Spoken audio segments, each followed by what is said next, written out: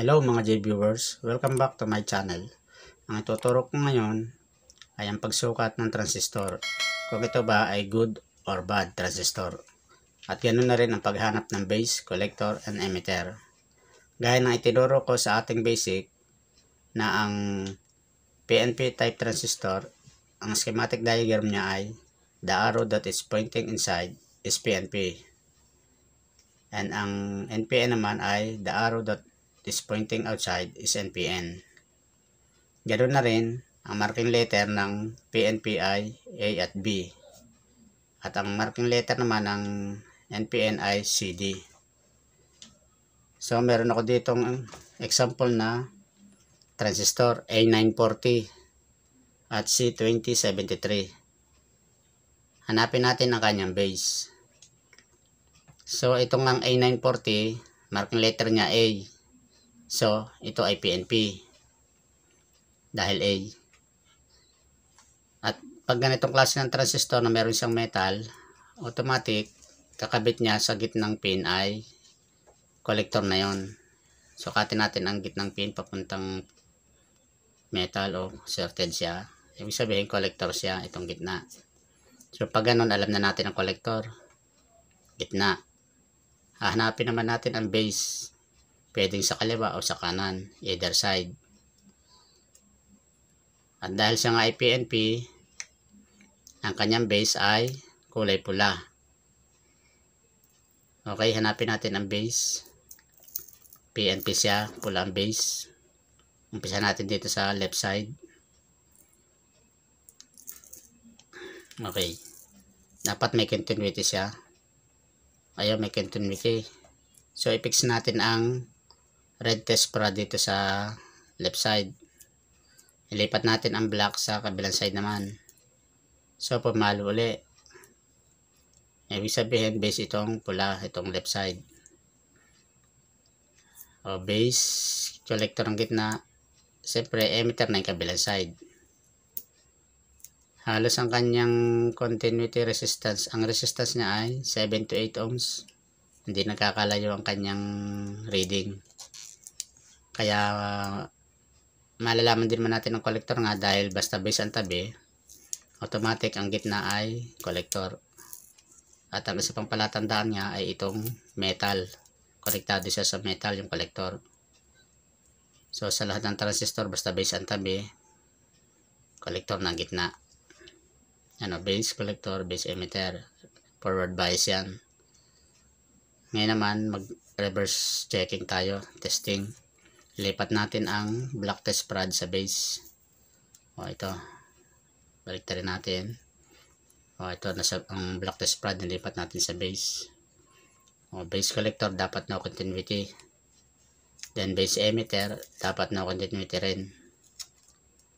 Ngayon naman, ilipat natin ang test rod uli ng sa collector emitter naman. Dapat no continuity. O, no continuity. Tapos balik rin pa uli natin. Collector emitter. Ang test rod niya ay no continuity pa rin. Ibig sabihin, good ang transistor na ito. Ang papalo lang sa kanya lagi ay ang base, collector, emitter. Base, collector, emitter. Then reverse bias. Dapat hindi papalo. No continuity, no continuity, then collector emitter, no continuity, balik rin ulit, no continuity. Good to. Pero para malaman kung talagang good siya, ilipat natin sa 100K ang tester, ang test rod, yung kanyang knob, adjusting knob. Itong kanya, selector range, ilipat natin sa 100K. So base, palo, base collector, base emitter, palo. Then reverse bias, dapat hindi papalo. Then lipat ulit, hindi papalo. Then lipat ulit sa collector emitter, hindi papalo. Collector emitter ulit, hindi ulit papalo. Ayan o. Hindi pumalo. Collector emitter, hindi pumalo. Then ang base sa reverse naman ay yung black test rod, hindi rin. Base emitter, base collector, hindi din. So good ang transistor na ito, walang kalik-klik. Ito ay PNP. A940. Meron man tayong C2073. NPN naman to dahil marking letter niya ay C. So pag ganyan, ibig sabihin ang base niya ay kulay black test prod. NPN siya. Ngayon, dahil ang metal nga ay meron siyang metal sa gitna, ibig sabihin collector ulit ang gitna. Kaya hanapin ulit natin ang base. Ang gagamitin natin base ay black test prod. Siyempre, ang base lagi maalin ng left and right side. So, ilagay natin sa left side muna. Ito. Kailangan mag-continuity siya. May resistance dapat. Balik tayo sa X1. X1 muna ulit. Ang selector. Yan. Base. May continuity. Base collector na yan. Dahil gitna yun. Then base emitter. May continuity ulit. 7 to 8 ohms ulit. Forward bias yan. Reverse natin. Base collector, no continuity. Base emitter, no continuity. Then collector emitter, no continuity. Collector emitter, no continuity. Yan, wala. So, good ang transistor na ito sa X1. Pero kung talagang gustong malaman kung very good talaga, ilagay natin sa 100K ang selector range 100K. Ulit-ulit tayo. Kanyang base ay black test prod dahil ito ay NPN. Black, base to collector. Base to emitter. Okay. Pag in-reverse, no continuity dapat. Then base collector yan, no continuity. Base emitter, no continuity. Then collector emitter, no continuity. Then collector emitter ulit, balik rin. Wala rin. Very good transistor. Ngayon naman meron tayo ditong ito siya A940 at C2073. Ito ang good transistor C2073 at good transistor na A940. Ngayon itong nasa gitna, i-compare natin siya sa mga sirang transistor. Itong nasa gitna, defective transistor to. Then itong nasa babang ito, defective din. Unahin natin itong buo. Itong C2073. Dito muna tayo sa X1, selector range X1. Base tayo.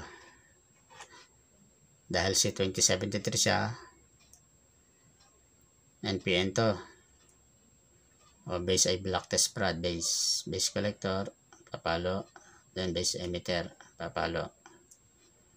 Balik rin natin, reverse, no continuity, then collector emitter, no continuity, collector emitter, no continuity.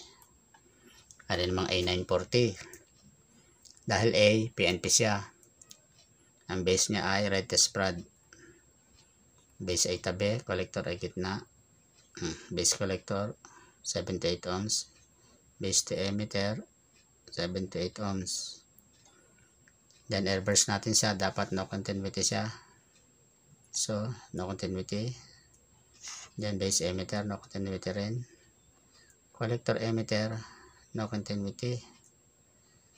Balik rin ulit natin, collector emitter, no continuity. So good siya. Sa X1 yun. Ngayon, i-check natin sa 100K. Balik tayo sa C2073. Base collector, base emitter, good.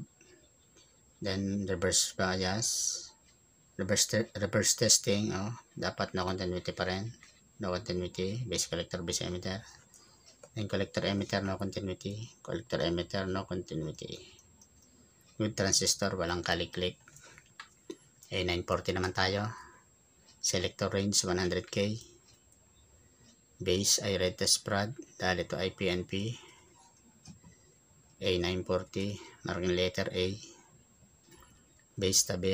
Base collector, palo, okay. Base emitter, okay.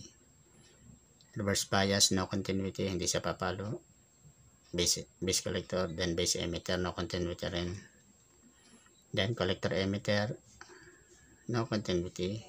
collector emitter, no continuity. Very good transistor. Compare naman natin siya dito sa gitna. Itong nasa gitna ay C2073. So, ang base niya ay kulay black. NPN siya. Siyempre, base itong tabing ito. Base. Collector. 7 to 8 ohms. Then, base emitter. 7 to 8 ohms. Ibig sabihin, good siya. I-reverse natin. Base to collector. No continuity. Base emitter. No continuity. Then, collector emitter. No continuity. Collector emitter. No continuity. So, good siya sa X1. Ngayon, sa mga beginner at sa mga estudyante dyan, hindi kanya pat nasukat na sa X1, say good. Ay good na. Iset pa rin natin ang selector range sa 100K. Sukatin ulit natin siya. Base collector, base emitter. Okay. Ngayon, i-reverse natin. Yung test prod ay ilagay sa base. Tapos, base to collector. No continuity. Good. Then, base to emitter. No continuity. Good pa rin. So, hindi pa dyan natatapos. Collector emitter, sukatin natin. Collector emitter, dapat no continuity siya. Ay naku, pumalo. Shorted siya. Lakas ng leak. Then, balik rin ulit natin yung collector emitter. Pumalo pa rin sa garan. Ibig sabihin, defective ang transistor na ito. Sa 100K siya lumabas ang kanyang sira. Collector emitter. O, kumpara natin siya dito sa good. Itong C2073. Base collector, base emitter. Okay, itong bad. Base collector, base emitter. Para sila. Ngayon, reverse. Base collector, wala. Base emitter, wala. O, ito namang bad. Base collector, wala. Base emitter, wala. Ngayon naman, itong collector emitter niya ng good, wala. Balik rin natin. Collector emitter, wala. No continuity rin. Good. Itong bad transistor, collector emitter, ayun, ang lakas ng continuity. Shorted. Shorted. So, talagang defective itong transistor na ito, C2073. Yan nga, kaya tandaan nyo mga beginner, sa 100K lagi nyo susukatin, ipapainal nyo ang resistance kung talagang good or bad. Meron pa tayong dalawang transistor dito sa baba. A940. Itong isa A940 din. Set ulit natin ang selector range sa X1. A940. O, compare natin sa bago. A940 base ay red test prod. Base collector. Dahil collector nga ang gitna, ganong metal. O, base collector. Base emitter. 7 to 8 ohms. Dito tayo sa kabila naman sa baba. Base collector, okay. Base emitter, okay. Base collector, base emitter, okay. Narin kabila. Base collector, base emitter, wala, open siya. Base emitter open. Base collector, okay, 7 to 8 ohms. Base emitter, no continuity. So, ibig sabihin, open ang kanyang emitter. Ito uling kabila. Open siya, base collector, open. Nagdikit lang palang tester ko kanina. Base collector, open. Base emitter, okay. 7 to 8 ohms. Talagang inihanda ko mga transistor na ito. Ito yung mga nakuha kong trouble sa mga ginagawa ko. Iniipon ko para ma-demonstrate nga. Ganito, base collector, open. Open siya. Base emitter, okay naman. Hindi siya pumapalo kumpara dito sa good. Base collector. Base collector open. Base emitter okay. Base collector naman dito okay. Base emitter naman open. So yan ang mga defective transistor, ganyan. Kaya tandaan yung tamang pagsukat ng transistor. Kailangan halos pares ang resistance ng base collector at base emitter.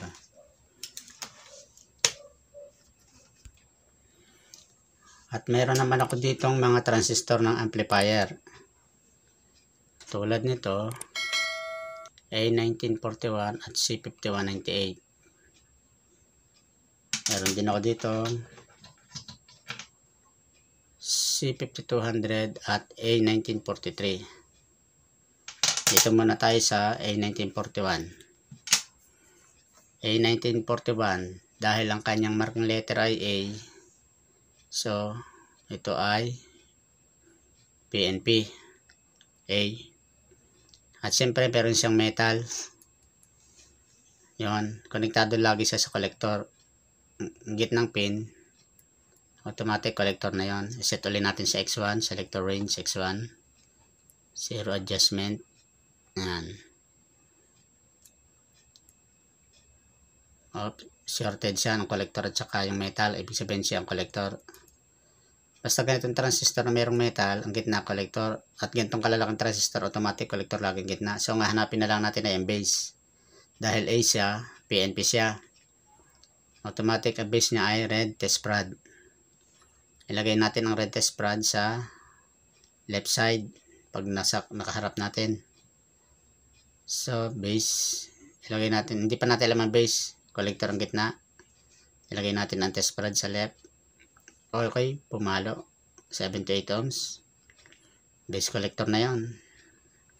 Then siyempre emitter na yung kabila dahil collector na yung gitna eh. Pumalo uli. So pwedeng good siya. Forward testing yan. I-reverse natin. Black test spread naman ang ilagay natin sa kanyang base. Dapat no continuity siya. X1. No continuity. Good. No continuity. Base emitter. Good. Then collector emitter. No continuity. Collector emitter. No continuity. So good siya. Ay 1941. Ito naman C5198. Siyempre C, marking letter ay C, NPN siya. Kaya ang ating base ay black test prod. Siyempre collector na ang gitna, kaya ilagay natin sa ang left, sa ang black test prod sa kabilang side left. Once na nagkaroon siya ng continuity, yan na. Sigurado base collector na yon. Ipipix natin lagi ang test prod sa base. Ilipat natin yung test prod na nasa collector, ilipat natin sa kabilang side naman sa emitter yon. Yon. Continuity rin 78 ohms. Base collector, base emitter. Reverse checking. Ang red test prod ilagay natin sa base. Base collector, no continuity dapat. Then base emitter, no continuity. Collector emitter, no continuity. Balik tayo na ulit, collector emitter, no continuity. Hindi pa tayo dyan tatapos, i-select naman natin ang range sa 100K. C5198, base I, black test prod. Base collector, zero adjustment man tayo.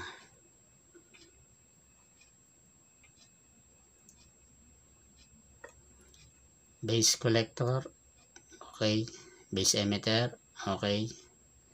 Reverse checking.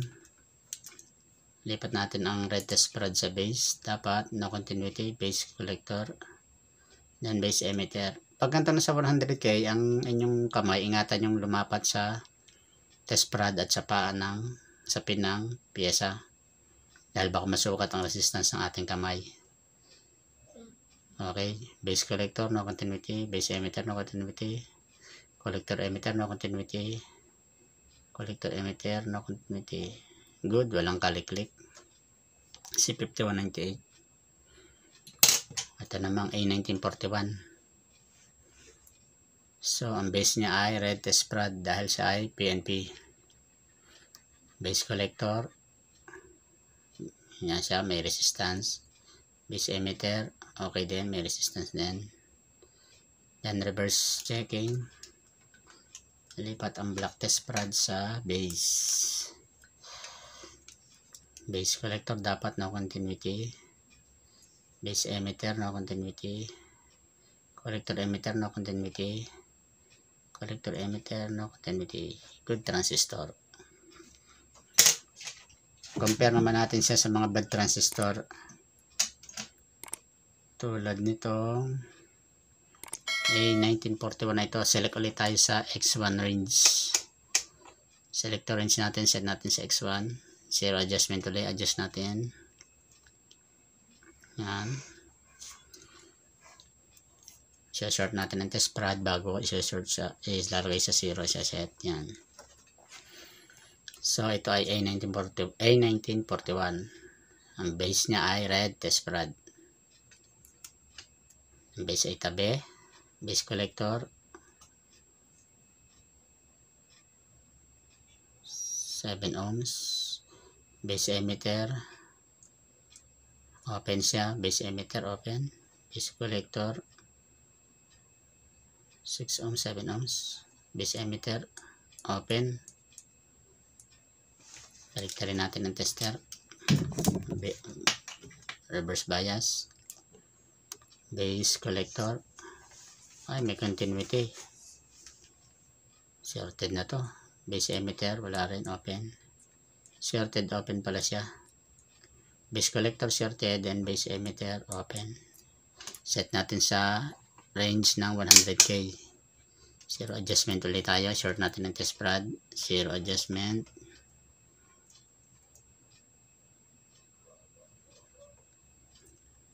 Para maging accurate ang ating reading, isi-zero adjustment lagi natin. Short ang test prod. Then base collector. Ito base collector. Continuity. Base emitter. O talagang open ang base emitter. O reverse naman ang base collector. O shorted talaga. Base collector. Base collector, reverse shorted, forward, reverse shorted talaga ang base collector. Open naman sa base emitter. A1941. Meron po ulit tayo ditong A1941. Select ulit tayo sa X1 range. Then zero adjustment ulit tayo. Para accurate ang reading. Dahil sa A1941, base ulit ay red. Base collector ay shorted na. Base emitter pumalo din. Halos 0 ohms. 0 ohms na nga. Then reverse. Pumalo din. Shorted na to. Pumalo lahat. Base collector, base emitter, collector emitter. Pumalo rin. Collector emitter ay shorted pag ganito. Pumapalo lahat. Shorted. Pumalo lahat. Base collector, base emitter, collector emitter. Pumapalo sa X1. Hindi na natin kailangang isukatin sa 100k dahil sa X1 pa lang kita ng sira siya. Shorted. Then meron pa ulit tayo dito. Ito, labong mata ko, C5198. Tayo sukat natin. Shorted din to. Ay shorted din. A1941 yata to. A1941. Base collector, base emitter, then reverse Base collector, base emitter, good. Base collector, base emitter, good. Forward bias, forward testing, base collector, good. Base emitter, good. Reverse testing, no continuity, base collector, base emitter. Then collector emitter, no continuity rin, good. Pero pagka binaliktad ng collector emitter, may continuity. Shorted collector emitter.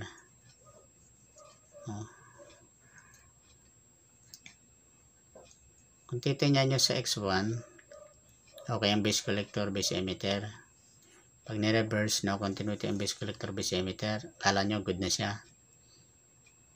Pero pag sinukat mo naman ang collector emitter, pumalo rin siya. So sira ito, shorted ang collector emitter. So yun ang inyong tatandaan mga beginner, mga estudyante. Base collector, base emitter, good. Pag ini-reverse, no continuity, good din, base collector, base emitter. Pero pag sinukat ang collector emitter, X1 pa lang, shorted na. Collector emitter. So bad transistor to, defective.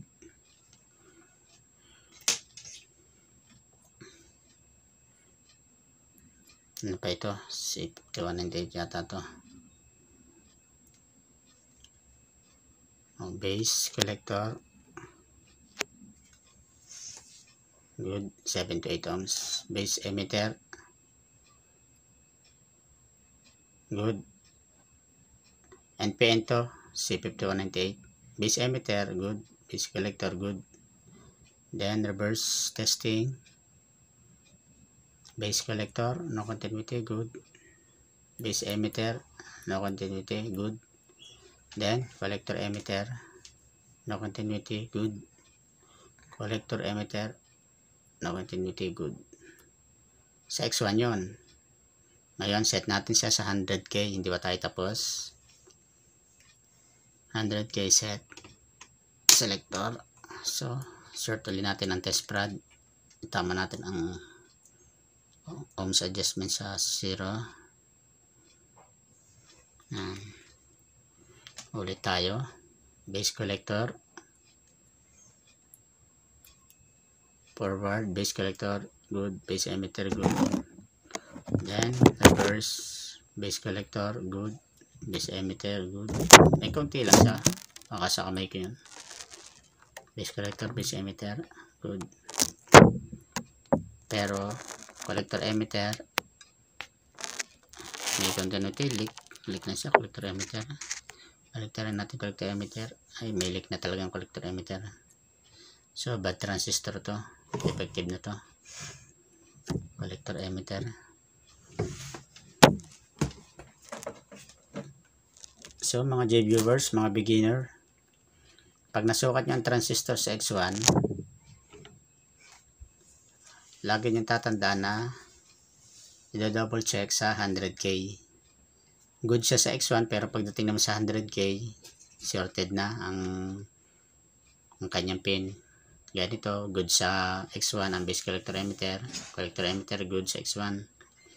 Pero pag lipat naman sa 100K, shorted pa lang collector emitter.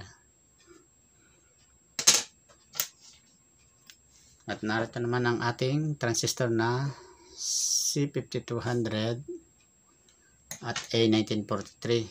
PNP ulit ito. Ito mo ng A1943. Tulad nga nito, meron siyang metal sa likod. So yung metal na yan, konektado lagi yan sa gitnang pin. Kaya yung gitnang pin na yun, automatic collector na yun. Siyempre, pag collector ang gitna, ang base niya na sa tabi. Tulad nito, A1943. Pag A1943, ang base niya ay red test prod. Dahil marking letter niya ay A, PNP yun.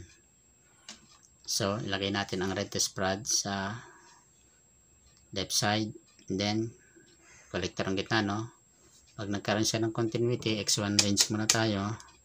Pag nagkaroon siya ng continuity, ibig sabihin yun na ang base. Collector ang gitna. Ilagay natin sa tabi ang pula. Yan, 1943, base collector. Then siyempre emitter na yung kabilang side. I-fix natin ang red test rod sa tabi dahil siya ang base. Lilipat natin ang test rod ng nasa collector, lilipat natin sa kabilang side naman para sa emitter. Yan, 7 to 8 ohms. Base collector, 7 to 8 ohms. Base emitter, 7 to 8 ohms. Forward testing yon. Reverse testing naman. Lilipat natin ang black test rod sa base. Base collector, no continuity. Base emitter, no continuity. Then collector emitter, no continuity. Baligtarin natin. Collector emitter, no continuity. Yan ang pag-check ng good transistor. A1943. Meron naman tayong C5200. NPN to. C5200, siyempre ang base niya ay black test rod dahil sa NPN, marking letter IC. So may metal din ang likod niya, kaya ang gitna niya ay collector. Then lagay natin ang test rod na black test rod sa left side, then collector ay gitna. May continuity siya, resistance 7 to 8 ohms. So ilipat natin ang test rod sa kabilang side naman, base to emitter naman, 7 to 8 ohms. Forward testing to. Nakapix ang black test rod sa base, lipat lang sa ang test rod sa collector emitter. Ang resistance ng collector emitter ay hindi nagkakalayo, halos dikit na dikit sila. Sa digital lang makikita yan kung anong diferensya ng resistance nila. Ang alam ko, mas mataas ng konti ang resistance ng collector, mas mababa sa emitter. Pag sa analog, mahirap makita